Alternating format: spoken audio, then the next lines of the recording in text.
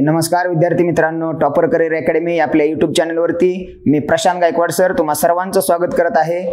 आज आपण बघणार आहे रत्नागिरी या जिल्ह्याला 2021 मध्ये जो क्वेश्चन पेपर पडला त्यातले सर्व जीकेचे प्रश्न आणि त्याचं सविस्तर विश्लेषण। तर लक्ष देऊन ऐका, लेक्चर खूप महत्त्वाचं आहे। पहिला प्रश्न आहे, सध्याचे महाराष्ट्राचे राज्यपाल कोण आहेत? सध्याचे राज्यपाल कोण आहेत? ऑप्शन मध्ये दिले भगतसिंग कोश्यारी, रमेश बैस, के शंकर नारायण आणि वरीलपैकी कोणीही नाही। तर श्री रमेश बैस हे सध्याचे महाराष्ट्राचे राज्यपाल आहेत। राज्यपाल हे कितवे आहेत? तर 20वे राज्यपाल आहेत। राज्यपाल हा घटक राज्यघटनेत महत्त्वाचा आहे। भाग नंबर 6 मध्ये कलम 152 पासून कलम 162 पर्यंत जे काय राईट्स दिले ते सगळे राज्यपाला संदर्भातले अधिकार आहेत। राज्यपाल हा घटक राज्याचा प्रथम नागरिक असतो। मग महिला राज्यपाल ज्यावेळी विचारल्या जातात त्यावेळी भारतातली पहिली महिला राज्यपाल जर विचारली तर ती आहे सरोजिनी नायडू, आणि जर महाराष्ट्रातले पहिले राज्यपाल विचारले तर ते आहेत श्री प्रकाश, आणि जर महिला राज्यपाल विचारली महाराष्ट्रातली तर ती आहे पहिली महिला विजया लक्ष्मी पंडित। 1962 पासून 1964 पर्यंत त्यांचा कार्यकाल होता। महाराष्ट्राला एकच महिला राज्यपाल मिळाली आहे, विजया लक्ष्मी पंडित। पहिले राज्यपाल आहेत महाराष्ट्राचे श्री प्रकाश, भारतातली पहिली महिला राज्यपाल आहे सरोजिनी नायडू, आणि आता राज्यपाल या पदावर सध्या कार्यरत असणारी व्यक्ती कोण? तर रमेश बैस। कितवे आहे? तर 20वे। आणि राज्यघटनेतला भाग नंबर 6 कलम नंबर 152 पासून 162 पर्यंत एक्झॅक्टली राज्यपालाचं कलम विचारलं तर कलम 153 नुसार राज्यपालाची नेमणूक केली जाते, आणि कलम 155 नुसार राज्यपालाला सर्व अधिकार दिले जातात। मूळ प्रश्न होता सध्या राज्यपाल कोण? तर उत्तर आहे रमेश बैस। नेक्स्ट क्वेश्चन, सर्वसाधारण महाराष्ट्राचे हिवाळी अधिवेशन कोणत्या शहरात होते? महाराष्ट्राची अधिवेशन विधानसभेची किती? तर उन्हाळी, पावसाळी आणि हिवाळी अशी 3 अधिवेशनं होतात। त्याच्यातलं एक पावसाळी आणि उन्हाळी हे 2 अधिवेशनं असतात, ती मुंबईला होतात। ज्या मुंबई विधानसभेची स्थापना, हे पण एक्झाम ओरिएंटलला महत्त्वाचं राहील। तर मुंबई विधानसभेची स्थापना झाली आहे 1937 मध्ये। आता प्रश्न आहे सर्वसाधारण महाराष्ट्राचे हिवाळी अधिवेशन। आता मुंबईला जी अधिवेशनं होतात ती सांगितली कोणती? तर एक असणार आहे पावसाळी आणि एक असणार आहे उन्हाळी। मग आता हिवाळी अधिवेशन कुठं? तर महाराष्ट्राची उपराजधानी नागपूर या ठिकाणी महाराष्ट्रातले हिवाळी अधिवेशन भरतं। नागपूरचा करार कधीचा? तर 1953 नागपूर प्लॅन होता। या नागपूर प्लॅन मध्ये क्लिअरली उल्लेख करण्यात आला की एक अधिवेशन नागपूरला गेलं पाहिजे। राजधानी मुंबई जर असेल तर उपराजधानी नागपूर बनली पाहिजे, आणि ती बनलेली आहे। नागपूरवर अजून प्रश्न, वर्ल्ड टायगर कॅपिटल हे कोणत्या शहराला म्हणलं जातं? तर नागपूरला। भारतातलं मध्यवर्ती ठिकाण सांगा? तर ते पण नागपूर। आंबेडकरांनी बौद्ध धर्म कुठे स्वीकारला? तर नागपूरमध्ये स्वीकारला। आणि नागपूरचे काय प्रसिद्ध आहे? तर नागपूरची संत्री प्रसिद्ध आहे। तर हिवाळी अधिवेशन कुठं भरतं? तर ते भरतं नागपूरमध्ये, आणि ते कुणाचं? तर विधानसभा। आणि ज्यावेळी विधानसभेवर प्रश्न पडेल त्यावेळी विधानसभा 1937 म्हणलं, मुंबई विधानसभेची स्थापना। महाराष्ट्रातली विधानसभा कुठं आहे? तर मुंबईला आहे। आणि हिथंच अजून प्रश्न पडतो की विधानसभेचं कलम सांगा? तर कलम 170 नुसार विधानसभा, 169 नुसार विधान परिषदेची निर्मिती आणि बरखास्ती, आणि कलम 171 नुसार विधान परिषदेची रचना। ही 3 कलम एक्झाम ओरिएंटल महत्वाची।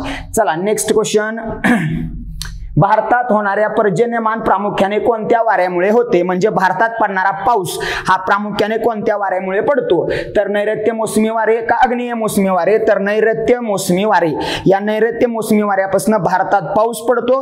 भारतात पावसाचा कालावधी असा गणला जातो की जून, जुलै, ऑगस्ट आणि सप्टेंबर, म्हणजे जून पासून सप्टेंबर पर्यंत पावसाचा कार्यकाल असतोय।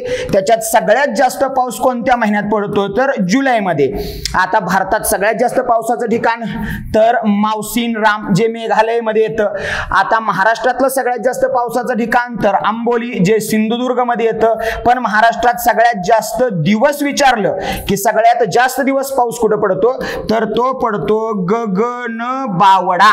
या गगनबावडा या ठिकाणी साधारणतः 108 दिवस पाऊस पडतो। आणि सगळ्यात कमी पाऊस कुठं पडतोय? तर मसवड, दहिवडी या भागात साधारणतः 18 ते 19 दिवस फक्त पाऊस पडतो। तर महाराष्ट्रात त्याच्यातलं सगळ्यात जास्त पावसाचं ठिकाण आंबोली सिंधुदुर्ग. भारतातलं कुठलं मावसीनराम. पाऊस कुठल्या वाऱ्यापासून नैऋत्य मोसमी वारं. आणि कार्यकाल काय तर जून ते सप्टेंबर. आणि त्यात कोणत्या महिन्यात सर्वात जास्त पाऊस तर जुलैमध्ये. 1 जूनला साधारणतः कोकणात पावसाची एंट्री होती असं म्हणलं जातं. तर मग नैऋत्य मोसमी वारे हे या प्रश्नाचं उत्तर. Next question, doctor Balasaheb Sawant Konkan कृषी विद्यापीठाचे मुख्यालय कोणत्या ठिकाणी आहे हे सांगा. आता बाळासाहेब सावंत कोकण आणि पुढे म्हणले कृषी विद्यापीठ. तर महाराष्ट्रात कृषी विद्यापीठ एकूण किती आहेत तर ते आहेत 4. त्याच्यातलं पहिले येतं महात्मा फुले कृषी विद्यापीठ. त्याच्यानंतर येतं पंजाबराव देशमुख कृषी विद्यापीठ. त्याच्यानंतर येतं वसंतराव नाईक कृषी विद्यापीठ. आणि आता पुढे सांगितलंय आपल्याला बाळासाहेब सावंत कृषी विद्यापीठ. अशी एकूण कृषी विद्यापीठ किती 4. त्याच्यातलं महात्मा फुले कुठं आहे तर राहुरी जे अहमदनगर मध्ये. पंजाबराव देशमुख कुठं आहे तर ते आहे अकोल्यामध्ये. वसंतराव नाईक कुठं आहे तर ते आहे परभणीमध्ये. आणि बाळासाहेब सावंत कुठं आहे तर ऑप्शन मध्ये दिलाय दापोली, तर ते आहे दापोली या ठिकाणी. कृषी विद्यापीठ एक्झाम ओरिएंटेल महत्वाची. जगातलं पहिलं विद्यापीठ लास्ट व्हिडिओ मध्ये सांगितलेलं तक्षशिला. भारतातलं पहिलं विद्यापीठ तर नालंदा. आणि महाराष्ट्रातली कृषी विद्यापीठ किती तर ही 4 जी एक्झाम ओरिएंटेड महत्वाची. तर मूळ प्रश्न आहे बाळासाहेब सावंत कोकण कृषी विद्यापीठ आहे ते ठिकाण दापोली. चला नेक्स्ट क्वेश्चन, सर्वात मोठा ग्रह कोणता आहे ते सांगा. ग्रह मालिकेवर 100% प्रश्न विचारला जातोच आणि एकदम सोपा आहे ग्रह मालिका. जे मूळ सगळेच्या सगळे ग्रह आपण म्हणतो की सूर्य हा तारा आहे. सूर्याच्या भोवती फिरत फिरत स्वतः भोवती पण फिरतात. सूर्याला जवळचा कोणता आहे तर बुध आहे. आता हे लक्षात कसं ठेवायचं तर सूर्य म्हणजे सोमवार समजायचा. एक वार एक्सक्यूज करायचा आणि त्याच्या पुढचा घ्यायचा, म्हणजे एक वार स्किप करून पुढचा वार घ्यायचा. मग आता इथं तर मी म्हणलं सोमवार, मंगळवार सोडा बुधवार घ्या, गुरुवार सोडा पुढचा शुक्रवार घ्या, शनिवार सोडा रविवार म्हणजे पृथ्वी. त्याच्यानंतर पुन्हा सोमवार सोडा मंगळवार घ्या, त्याच्यानंतर बुधवार सोडा गुरुवार घ्या, त्याच्यानंतर शुक्रवार सोडा शनिवार घ्या, आणि त्याच्यानंतर मग येतो युरेनस आणि मग आहे नेपच्यून. असे एकूण किती तर बघा 1 2 3 4 5 6 7 आणि 8. आपली सूर्यमाला किंवा आपली ग्रहमाला एकूण 8 ग्रहांपासून बनलेली आहे, ज्याला आपण आकाशगंगा असं नाव देतो. आता मूळ प्रश्न होता की सर्वात मोठा ग्रह कोणता. सगळ्यांना माहित आहे सर्वात मोठा कोणता आहे गुरु, ज्याला टोपण नाव आहे बृहस्पती. या गुरुलाच बृहस्पती या नावानं ओळखलं जातं. तो सगळ्यात मोठा आहे. मग सगळ्यात लहान कोणता आहे तर सगळ्यात लहान आहे बुध, सूर्याला जवळचा आहे. पृथ्वीला जवळचा सांगा तर पृथ्वीला जवळचा कोणता आहे शुक्र. पहाट तारा शुक्र, मॉर्निंग स्टार शुक्र, इव्हिनिंग स्टार शुक्र. आणि मंगळापासूनच्या आतमधल्या ग्रहाला सगळ्यांना म्हणतात अंतरग्रह आणि इथनं बाहेरच्या सगळ्यांना म्हणतात बाह्य ग्रह, जे एक्झाम ओरिएंटेल महत्वाचे. आता त्याच्यानंतर सगळ्यात लांबचा सांगा नेपच्यून, झोपलेला सांगा युरेनस, कडी असणारा सांगा शनी. असे बऱ्यापैकी एक्झाम ओरिएंटेल जास्त महत्वाचे प्रश्न इथं विचारले जातात. तर आता मूळ प्रश्न होता सर्वात मोठा ग्रह कोणता तर तो आहे गुरु, आणि गुरुलाच काय नाव आहे तर बृहस्पती. हा पण प्रश्न जिल्ह्याला विचारलेला आहे. चला नेक्स्ट क्वेश्चन, 12 ज्योतिर्लिंगापैकी एक भीमाशंकर हे ज्योतिर्लिंग कोणत्या जिल्ह्यात आहे सांगा. आता सरळ सरळ प्रश्नानं सांगितलं की भारतात एकूण ज्योतिर्लिंग किती आहेत तर ती 12 आहेत. मग महाराष्ट्रात ज्योतिर्लिंग सांगा किती आहेत तर ती आहेत 5. मग त्या 5 पैकी एक आहे भीमाशंकर. मग आता एक तर झालं प्रश्नातलं भीमाशंकर. त्याच्यानंतर पुढचं काय तर परळी वैजनाथ. त्याच्यानंतर पुढचं काय तर औंढ्या नागनाथ. त्याच्यानंतर पुढचं काय तर त्र्यंबकेश्वर. आणि त्याच्यानंतर पुढचं येतं जे कोणतं आहे घृणेश्वर. राईट, जे येतं घृणेश्वर. आता ही एकूण आहेत 5. ती कुठे येतात भीमाशंकर येतं पुण्याला, परळी वैजनाथ येतं बीडला, औंढ्या नागनाथ येतं हिंगोली, औंढ्या नागनाथ, त्र्यंबकेश्वर येतं नाशिक मध्ये, आणि त्याच्यानंतर घृणेश्वर येतं वेरूळ मध्ये. अशी एकूण 12 ज्योतिर्लिंगापैकी महाराष्ट्रात आहेत 5. आता त्यातलं विचारलेलं की भीमाशंकर कुठं आहे तर ते आहे पुण्याला. अजून प्रसिद्ध आहे एका गोष्टीसाठी की महाराष्ट्राचा राज्य प्राणी शेकरू. ही शेकरू खार कुठं आढळते तर ती भीमाशंकर मध्येच आढळते की जे पुण्याला येतं. त्याच्यानंतर पुढचा प्रश्न बघा, सन 2023 ची G20 शिखर परिषद कोणत्या देशात आहे? आता हे झालेले आहे, आत्ता एक्झाम होती त्यावेळी झालेली नव्हती. सन 2023 ची G20 1999 ची एस्टॅब्लिशमेंट 195 देशाचे सदस्य देश गणले जातात. आता इथं G20 म्हणजे 20 देशांचा समूह, 1995 ला इस्टॅब्लिशमेंट म्हणलेलं. मग आता G20 ची 2023 ची बैठक जी भरली ती कुठं भरली आहे? भारतात. आता भारतात कुठं? तर नवी दिल्ली. जो मंडप स्थापन करण्यात आला त्याला म्हणलं भारत मंडपम. आणि हितच या G20 मध्ये अख्खा युरोपियन महासंघ भारतात परिषद असताना समाविष्ट झाला होता. तर आता काय सांगितलं? 2023 ची G20 परिषद कुठं भरली? भारत. आता 2024 ची जी भरणार आहे ती भरणार आहे ब्राझील या ठिकाणी. मग ब्राझील या ठिकाणी भरणार आहे. हे झाले की 195 सदस्य देश, तर ते 195 सदस्य देश नाहीत, हे चुकीचं आहे. ते 195 कुठं आहे ते आपण पुढे बघूया. आता सन 2023 ची G20 ची शिखर परिषद कोणत्या देशात? तर भारतात. आता 2024 ची कुठं? तर ब्राझीलमध्ये. आता सांगितलं की भारतात भरली, पण भारतात नेमकी कुठं भरली? तर नवी दिल्ली या ठिकाणी. आणि जो मंडप स्थापन करण्यात आलेला त्याला नाव दिलंय भारत मंडपम. ह्याची सांगता झाली त्यावेळी महात्मा गांधीजींना मानवंदना देण्यात आली आणि त्याच्यानंतर या G20 च्या शिखर परिषदेचा शेवट झाला. Next question. 2024 च्या ऑलिम्पिक स्पर्धा कोणत्या शहरात भरणार आहेत?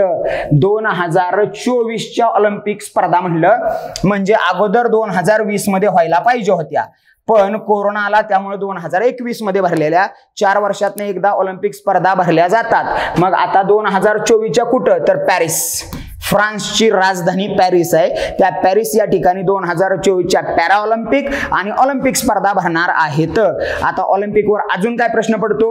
आधुनिक ऑलिम्पिकची स्थापना कधी झाली? 1896 मध्ये. आता सध्या ऑलिम्पिकचे अध्यक्ष कोण आहेत? तर ते आहेत थॉमस बाख. त्याच्यानंतर भारतीय ऑलिम्पिकची स्थापना कधी झाली? तर ती झाली 1927 आणि सध्या अध्यक्ष आहे PT उषा. त्याच्यानंतर पुढे प्रश्न पडतो की महाराष्ट्र ऑलिम्पिकचे अध्यक्ष कोण आहेत? तर सध्या महाराष्ट्र ऑलिम्पिकचे अध्यक्ष आहेत अजित पवार आणि भारतीय ऑलिम्पिकचे अध्यक्ष आहे PT उषा. आंतरराष्ट्रीय ऑलिम्पिकचा अध्यक्ष आहे थॉमस बाख. आणि 2024 च्या भरणार आहेत पॅरिस मध्ये. 2028 च्या भरणार आहेत लॉस एंजल्स या ठिकाणी. 2028 च्या लॉस एंजल्स या ठिकाणी, 2024 च्या पॅरिस मध्ये. आणि भारतात भरण्यासाठी भारत इच्छुक आहे पण अजून निर्णय झालेला नाही. Next question. इंटरपॉल या आंतरराष्ट्रीय पोलीस संघटनेचे मुख्यालय कोणत्या शहरात आहे? आंतरराष्ट्रीय पोलीस संघटना त्याला नाव काय आहे बघा? इंटरपॉल. या इंटरपॉलची स्थापना कधी झाली? तर ही झाली 1923 ला. अहमद रईसी हे एक नाव एक्झाम ओरिएंटेड लक्षात ठेवा. अहमद रईसी हे इंटरपॉलचे सध्याचे लीडर आहेत, म्हणजे प्रमुख. आणि इंटरपॉलची स्थापना 1923 मध्ये झाली आहे, ज्याचे सदस्य 195 देश आहेत. मग अशी मी G20 चे 195 म्हणलं ती मिस्टेक होती. G20 चे प्रॉपर 20च होते, 21वा इन्व्हॉल्व झाला त्याला म्हणलं युरोपियन महासंघ. मग आता इंटरपॉल या आंतरराष्ट्रीय पोलीस संघटनेचं मुख्यालय. तर इंटरपॉलची स्थापना 1923, 195 देश, अध्यक्ष अहमद रईसी. आणि इंटरपॉलचं मुख्यालय आहे लिओनला. हे लिओन्स असं लिहिलं जातं की जे ठिकाण येतं फ्रान्समध्ये. लिओन्स या ठिकाणी इंटरपॉलचं मुख्यालय. जागतिक पोलीस संघटना. जागतिक संघटना खूप महत्वाच्या आहेत. एका लेक्चर मध्ये आपण बघितलेलं WTOचं जिनिवा, WHOचं जिनिवा, जागतिक कामगार संघटना जिनिवा, जागतिक हवामान संघटना जिनिवा, आंतरराष्ट्रीय न्यायालय हेग जे येतं नेदरलँडला, आंतरराष्ट्रीय अणुसंघटना व्हिएन्ना ऑस्ट्रेलिया, आंतरराष्ट्रीय अन्न संघटना रोम इटली. जागतिक संघटनांवर प्रश्न बनतोच. सगळ्यात महत्वाचं युनायटेड नेशन ऑर्गनायझेशन न्यूयॉर्क या ठिकाणी त्याचं मुख्यालय आहे. मग इथं इंटरपॉलचं मुख्यालय तर लिओन. हे लिओन कुठं? फ्रान्समध्ये. Next question. कोविड-19 या साथीच्या रोगाची सुरुवात कोणत्या शहरातून झाली असे मानले जाते? चीनला लोकसंख्या धोरण बदलावं लागलं, इतकी माणसं चीनमध्ये मेलेत या कोरोनामध्ये. म्हणजे जगाला दिलाय तर स्वतःचाच किती जास्त लॉस झाला हे आपण जाणतो. मग आता हे कुठं? थिम्पू, बीजिंग, वुहान का शांघाय? वुहान या ठिकाणी कोरोनाची सुरुवात झाली असं मानलं जातं. हा, नेक्स्ट क्वेश्चन. PV सिंधू हे नाव कोणत्या खेळाशी संबंधित आहे? 2020 ची ऑलिम्पिक स्पर्धा 2021 मध्ये भरली टोकियोला, कांस्य पदक मिळालेलं PV सिंधूला. आणि खेळ आहे तिचा बॅडमिंटन. फुलराणी या टोपण नावानं सुद्धा तिला ओळखलं जातं. तर PV Sindhu badminton. Next question. March 2023 मध्ये कोणती बँक अमेरिकेमध्ये आर्थिक संकटात सापडली होती? जगात सगळ्यात मोठी अर्थव्यवस्था अमेरिकेची आहे आणि तिथली बँक आर्थिक संकटात सापडली आणि बंद सुद्धा पडली. ती बँक कोणती? तर SVB Silicon Valley bank. SVB Silicon Valley bank ही का बंद पडली? ह्याचं सगळ्यात मोठं रिझन होतं की ज्या स्टार्टअप करणाऱ्या IT कंपन्या होत्या, या स्टार्टअप करणाऱ्या IT कंपन्यांची सगळ्यात जास्त खाती या SVB बँकेत होती आणि त्याच्यामुळं IT कंपन्या होत्या, स्टार्टअप होता, व्यवस्थित चालू शकल्या नाहीत आणि मग बंद पडली बँक. ही आर्थिक घोटाळ्यात अडकलेली बँक होती. एक्झाम ओरिएंटेड महत्वाची. बँकेंवर प्रश्न बनतोच. RBI ची स्थापना 1935, इंटरपोलची स्थापना 1921, SBI ची स्थापना 1955, IDBI 1964. सगळ्या बँका पाठ करा, प्रश्न तिथं असतोच. आणि एक एक मार्क काय मॅटर करतो? तुम्ही जुनी जर व्हिडिओ बघत असाल तर ते खूप जास्त जाणता. मग इथं प्रश्नाचं उत्तर आहे SVB. Next question. नुकतेच भारताच्या भेटीवर आलेले जपानचे पंतप्रधान यांचं नाव काय? सगळ्यात जास्त काळ पंतप्रधान राहिलेला व्यक्ती आहे तो जपानचा आणि भारतानं पद्मविभूषण पुरस्कार पण त्याला वितरित केलेला आहे. त्या व्यक्तीचं नाव आहे शिंझो आबे. शिंझो आबे हे जपानचे पंतप्रधान भारताच्या भेटीवर आलेले. भारताने ह्यांना पद्मविभूषण पुरस्कार वितरित केला 2020 मध्ये. 2022 मध्ये देखील एक पुरस्कार वितरित केले आहे. तो आता नेक्स्ट लेक्चरला बघूया. मग नुकतेच भारताच्या भेटीवर आलेले जपानचे पंतप्रधान तर शिंझो आबे. आणि जपान सगळ्यात जास्त भूकंप प्रवण देश कोणता? तर तो आहे जपान. Next question. जीविताचे आणि व्यक्तिगत स्वातंत्र्याचे संरक्षणाबाबत भारतीय संविधानातील अनुच्छेद कोणता? भारतीय राज्यघटनेमध्ये सध्या कलम आहे 468. 468च्या 468 पाठ नसली चालतील, वरची फक्त 68च पाठ करा पण ती महत्वाची. मग आता प्रश्नानं काय म्हणले बघा. जीविताचे आणि व्यक्तिगत स्वातंत्र्य याच्या संरक्षणाबाबत संविधानातील अनुच्छेद सांगा. आता हे येतं मूलभूत हक्कांतर्गतलं कलम. मग मूलभूत हक्क किती? तर ते 6. अगोदर होते 7. कायद्यापुढे समानतापासून जे आपण सुरुवात करतो म्हणजे कलम 14 पासून कलम 32 पर्यंत. आता हे 6 म्हणलं, त्याच्यात संपत्तीचा अधिकार एक होता जो वगळण्यात आला म्हणून 7ची 6च राहिली. मग ती 6 कोणती? तर शोध संघ. मग हा स म्हणजे काय? तर समतेचा अधिकार. इथं कलम 14 पासून कलम 18 पर्यंत. हा सा म्हणजे काय? तर तो आहे स्वातंत्र्याचा अधिकार. कलम 19 पासून कलम 22 पर्यंत. आणि या स्वातंत्र्याच्याच अधिकारांतर्गत कलम जीविताचं येतं. मग आता ही 19 ते 22 कशी लक्षात ठेवायची? कलम 19, 20, 21 आणि 22. मग 19 काय आहे? तर यस आहे म्हणजे स्वातंत्र्याचा अधिकार. 6 प्रकारची स्वातंत्र्य. कलम नंबर 20 काय आहे? दोषी ठरवण्यापासूनचं स्वातंत्र्य. कलम 21 काय आहे? जीविताचं स्वातंत्र्य. आणि कलम 22 काय आहे? तर अटकेपासूनचं स्वातंत्र्य. म्हणजे SDJA या कन्सेप्टवर हे लक्षात ठेवा. मग आता काय म्हणले? जे म्हणजे जीविताचं. कलम नंबर 21 ऑप्शन मध्ये आहे. पर्याय नंबर 3 कलम पाठ करा, तिथं प्रश्न येतोच. कलम 352, 356, 360, 368, 370, 377 बऱ्यापैकी कलम एक्झाम ओरिएंटेड आहेत. चला नेक्स्ट क्वेश्चन. डॉक्टर बाबासाहेब आंबेडकरांचे मूळ गाव कोणते? डॉक्टर आंबेडकरांवर बऱ्यापैकी जिल्ह्यांना प्रश्न राहतोच. डॉक्टर बाबासाहेब आंबेडकर म्हणलं की 14 एप्रिल 1891 महू हे महू ठिकाण आहे मध्य प्रदेशला. महू या ठिकाणी त्यांचा जन्म झालाय जे मध्य प्रदेशमध्ये येतं. आता प्रश्न विचारलाय की मूळ गाव कोणते आणि ऑप्शन किती आपल्यातून दिलेत बघा. पहिला म्हणले आंबेड, पुन्हा म्हणले आंबेडे, पुन्हा म्हणले आंबवडे आणि पुन्हा म्हणलंय आंबडवे, तर त्यांचं मूळ गाव कोणतं, तर आंबडवे, जे येतं रत्नागिरी या ठिकाणी. आंबेडकरांचं मूळ गाव सांगा. आंबडवे, रत्नागिरी या ठिकाणी येतं. हा पण प्रश्न एक्झाम ओरिएंटेलच आहे, पडलालाच आहे. आंबेडकरांवर खूप प्रश्न असतात. आंबेडकरांनी 1920 पासून कार्याला सुरुवात केली 1956 पर्यंत. 1920 मध्ये आपण मुकनायक म्हणतो, 1924 मध्ये बहिष्कृत हितकारणी सभा म्हणतो, 1927 ला मनुस्मृतीचं दहन म्हणतो, 1927 लाच चौदार तळे सत्याग्रह महाडचा, 1930 ला काळाराम मंदिर सत्याग्रह, 1932 ला गांधी आंबेडकर करार, 1933 ला ग्रामपंचायत बिलावरचं भाषण, 1936 ला स्वतंत्र मजूर पक्षाची स्थापना. म्हणजे सगळे आंबेडकर परीक्षेच्या अनुषंगाने महत्वाचे आणि साल त्यात विचारली जातात. तर इथं विचारले मूळ गाव, तर कोणतं आहे, आंबडवे. नेक्स्ट क्वेश्चन, खालीलपैकी पहिली महिला महाराष्ट्र केसरीची मानकरी सांगा. महाराष्ट्र केसरी स्पर्धा सांगली या ठिकाणी पहिल्या महाराष्ट्र केसरी स्पर्धा भरल्या आणि त्या पहिल्या महाराष्ट्र केसरीची विजेता कोण राहिली, तर ती होती प्रतीक्षा बागडी. पहिली महिला महाराष्ट्र केसरी सांगा, प्रतीक्षा बागडी. आता ही होती पहिली. आता नुकतीच झाली आहे चंद्रपूर या ठिकाणी ब्रह्मपुरीमध्ये दुसरी महिला महाराष्ट्र केसरी आणि या दुसऱ्या महिला महाराष्ट्र केसरीमध्ये विजेता राहिली अमृता पुजारी ही राहिली दुसरी महिला महाराष्ट्र केसरी. पहिली राहिली आहे प्रतीक्षा बागडी.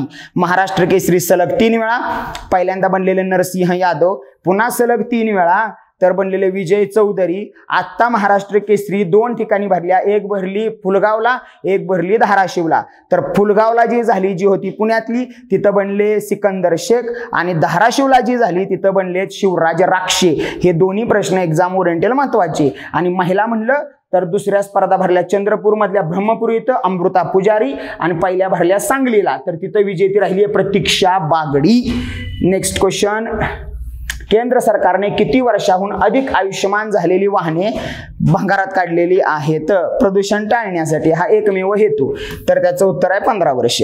नेक्स्ट क्वेश्चन, प्रसिद्ध लेखक शिवाजी सावंत यांनी पुढीलपैकी कोणती कादंबरी लिहिलेली आहे. कादंबऱ्या, कथा, काव्यसंग्रह ह्याच्यावर पण प्रश्न बनतोच. मग आता काय म्हटले, पहिला ऑप्शन ययाती आहे वि.स. खांडेकर, 1974 ज्ञानपीठ पुरस्कार मिळालाय. त्याच्यानंतर आहे श्रीमान योगी, रणजित देसाई यांची कादंबरी आहे श्रीमान योगी. त्याच्यानंतर महानायक, ही महानायक कादंबरी आहे विश्वास पाटील यांची. आता राहिली मृत्युंजय, तर कर्णाचं पूर्णतः वर्णन केले मृत्युंजय मध्ये, तर ही मृत्युंजय कादंबरी कोणाची आहे, तर शिवाजी सावंत. कादंबऱ्या परीक्षेला विचारल्या जातात. मग अजून कोणती, फकीरा अण्णाभाऊ साठे, यमुना पर्यटन बाबा पदमजी. आता फकीरा जशी अण्णाभाऊ साठेंची आहे तसंच अण्णाभाऊ साठेंची कथा पण विचारली जाते, स्मशानातलं सोनं. ही कथा खूप गाजली, ही कुणाची, तर ती पण आहे अण्णाभाऊ साठे. बऱ्यापैकी भरपूर कादंबऱ्या त्या ज्या एक्झाम ओरिएंटेल महत्वाच्या. इथं ययाती म्हटलं वि.स. खांडेकर, श्रीमान योगी रणजित देसाई, महानायक सांगितलं विश्वास पाटील आणि मृत्युंजय सांगितलं शिवाजी सावंत. नेक्स्ट क्वेश्चन, ध्वनीची तीव्रता मोजण्याचे एकक कोणते आहे सांगा. ध्वनीची तीव्रता मोजली जाते डेसिबल मध्ये. 20 ते 20,000 हर्ट्झ, 20 ते 20,000 हर्ट्झ पर्यंत आपण ध्वनी ऐकू शकतो. त्याच्यानंतर येतो बहिरेपणा, 85 डेसिबलला येतो बहिरेपणा. ध्वनीचा हवेतील वेग 340 मीटर पर सेकंद. ध्वनीची तीव्रता कशात मोजली जाते, तर डेसिबल मध्ये. किती डेसिबलला म्हटलं तर 85 डेसिबलला बहिरेपणा. हर्ट्झ मध्ये मोजला 20 ते 20,000 हर्ट्झ मध्ये. त्याच्यानंतर अजून ध्वनीला माध्यमाची आवश्यकता असते म्हणून निर्वात पोकळीमधून ध्वनी जात नाही आणि जे अग्नी आहे किंवा प्रकाश आहे याला माध्यमाची आवश्यकता नसते. हे पुढचे प्रश्न लक्षात ठेवा. एका प्रश्ना रिलेटेड जास्त प्रश्न बनतात, याचं मागचं रिझन हे आहे की हा प्रश्न आता डबल होईल याची गॅरंटी नाही, पण या रिलेटेड पुढचा मात्र प्रश्न 100% बनवू शकतो. नेक्स्ट क्वेश्चन, हा काय सांगितलं तर पारा. पाऱ्याची संज्ञा काय, Hg. सोनं Au, चांदी Ag, W tungsten, Na sodium, K potassium, W टंगस्टनची आहे, Na डब्ल्यू झाली, हा डब्ल्यू टंगस्टन. हा ठीक आहे. मग ह्या बाकीच्या पण एक्झाम ओरिएंटेड जास्त आहेत त्या. आता म्हणले पारा याची रासायनिक संज्ञा तर Hg. नेक्स्ट, ताऱ्याच्या लुकलुकण्याचे कारण सांगा. वायुमंडलातील वायूचा बदलता अपवर्तनांक हे आहे ताऱ्याच्या लुकलुकण्याचे कारण. आता आपण असं सुद्धा वाचलंय की तारा का चमकतो तर प्रकाशाचे पूर्णतः आंतरिक परावर्तन होतं, पण तसा आंतरिक परावर्तन ऑप्शन कुठं जाणवत नाही. मग काय, वायुमंडलातील वायूचा बदलता अपवर्तनांक. 100 प्रश्न पडले ना तर त्यातले 2 ते 3 प्रश्न असे असणार आहेत की जे वाचण्यातले नाहीत. मग त्यावेळी एक लॉजिक काय लावायचं असतं, 4 पर्याय आहेत. तर जुन्या काळापासून एमपीएससी करणाऱ्या पोरांचं हे 100% लॉजिक आहे की जर माहित नाही ना, लॉजिकच लागना झाले, मायनस मार्किंग नाही, तर जो सगळ्यात मोठा ऑप्शन असतो ना त्याला गोळी मारायची असती. आणि अगदी 99% हे बरोबर येतं. सगळ्यात मोठा ऑप्शनला गोळी लागती. मग हा वायुमंडलातील वायूचा बदलता अपवर्तनांक, सगळ्यात मोठा ऑप्शन त्याला गोळी लागती, पण इथं गोळी मारलेली नाही, हे वाचून सांगतोय मी. नेक्स्ट क्वेश्चन, खालीलपैकी कोणता किल्ला कोकण विभागात येतो? कोकण विभाग, कोकण म्हणलं की एकूण जिल्हे किती, एकूण तालुके किती? कोकणात एकूण जिल्हे आहेत 7, तालुके आहेत 50. आता 7 जिल्हे परीक्षेला विचारतात. मग पहिला डोक्यावरचा आहे पालघर, पुन्हा पायात येतो ठाणे, पुन्हा येतो बृहन्मुंबई म्हणजे मुंबई शहर आणि मुंबई उपनगर, पुन्हा येतो रायगड, पुन्हा रत्नागिरी आणि पुन्हा पायात येतो सिंधुदुर्ग. असे एकूण 7 येतात बघा. 1 2 3 4 5 6 7. आता प्रश्नानं काय विचारले, पुढील पैकी कोणता किल्ला? आता महाराष्ट्रात राहून जर किल्ल्यावर प्रश्न चुकत असेल तर मेलाला बरं. मग आता पहिला म्हणलंय सिंहगड, कुठं आहे? पुणे. त्याच्यानंतर प्रतापगड कुठं आहे? अफजल खानाला फाडलेला प्रतापगडाच्या पायथ्याला 10 नोव्हेंबर 1659 छत्रपती शिवाजी महाराज आणि प्रताप दिवस तर प्रतापगड. त्याच्यानंतर पुढचा म्हणलंय शिवनेरी. आता हा शिवनेरी कुठं आहे? जन्मच झालाय म्हणजे कुठं आहे तो? पुण्यात. आता मग राहिला सिंधुदुर्ग, बांधलाय, जंजिरा घेता येत नव्हता. सुवर्णदुर्ग, हा विजयदुर्ग आणि सुवर्णदुर्ग सिंधुदुर्ग हे बांधण्यात आले. मग आता हा कुठं आहे तर हा आहे कोकणात. मग आता हा सिंहगड नाही, प्रतापगड नाही, शिवनेरी नाही. मग उत्तर काय प्रश्नाचं तर सुवर्णदुर्ग. नेक्स्ट क्वेश्चन, खालीलपैकी कोणती फळपिके रत्नागिरी जिल्ह्यात घेतली जातात? काजू, आंबा, सुपारी. वरीलपैकी सर्व. ह्याचं उत्तर आहे वरीलपैकी सर्व. रत्नागिरी विशेषतः आंब्यासाठी जाणला जातो, पण काजू, आंबा, सुपारी हे रत्नागिरीमध्येच मिळतं. तर हे होते रत्नागिरीमधले एक्झाम ओरिएंटेड आत्ताच्या एक्झामला पडलेले प्रश्न. खूप प्रश्न सोपे होते, मेरिट पण खूप हाय लागलेलं, गणित पण सोपी होती. सिली मिस्टेक करू नका. व्हिडिओ आवडला तर लाईक आणि सबस्क्राईब नक्की करा. थँक्यू.